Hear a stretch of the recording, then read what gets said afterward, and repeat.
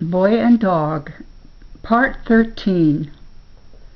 At the prison gate, Clem, Leaf, and Mela creep up to the prison gate and warily peep around its corner, anxious to catch a glimpse of Spark.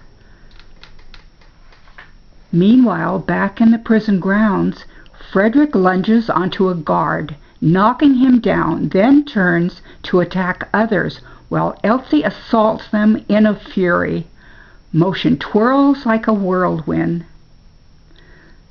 Then in Ruler's throne room, Slave Yama ushers in the head guard.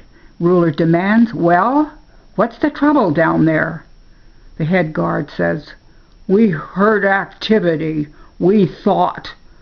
Ruler angrily jumps up. "You've accosted the boy?"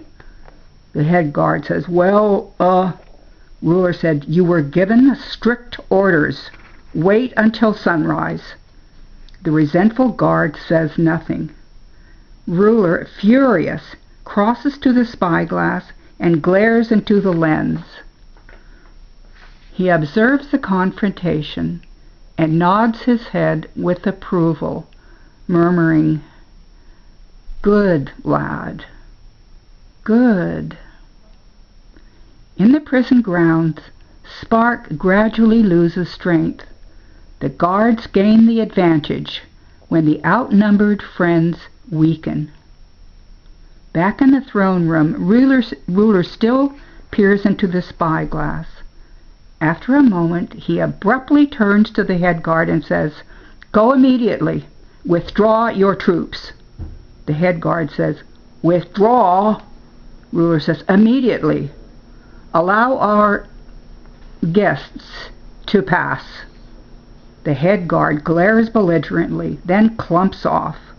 Ruler returns to the spyglass and says, "Well done, young Spark."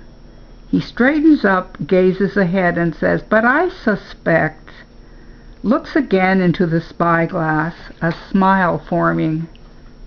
"You haven't as yet given up your daydreams altogether." He chuckles softly as he returns to his desk. In the prison grounds, a club, gripped by a guard, is about to come down on Spark when the head guard storms through the gate and shouts to his men, "Halt!" The guard who is about to attack Spark stops midair. The head guard repeats his command, "Halt, I say! We're done here." The furious guards lower their weapons. The head guard says, "Get a move on." They disengage and resentfully lumber out. Spark and his friends remain standing in place, bewildered. Back at the prison gate, Clem, Leaf, and Mela still watch. Severe hesitantly comes up behind them and says, "Lo." The children turn. Leaf says, "Severe." Severe said, "Spark all right?" Clem says, "We're hoping so." Mela says, "Come on, squeeze in." Mela pushes Clem aside and Clem says, "Mela!" She ignores him, makes room for Severe, and he says, "I heard about a fierce battle." Slave Yama spots them and says, "Hey, what are you scamps up to?" Clem says, "We heard Spark is escaping." "Is he?" Slave Yama says, "Go on home, Leaf." He says, "I'm Clem." Mela says, "We want to know about Spark." Leaf says, "Is Spark all right?" Severe says, "Is he?" Slave Yama says, "You here too, Severe?" "Huh. He's doing fairly. Now scoot." Clem says, "Spark told us once." Slave Yama says, "Be off, all of you." The boys try peeking past Slave Yama, but he shoos them away. Mela thrusts her head under the slave's arm, takes a look, then slowly follows the boy.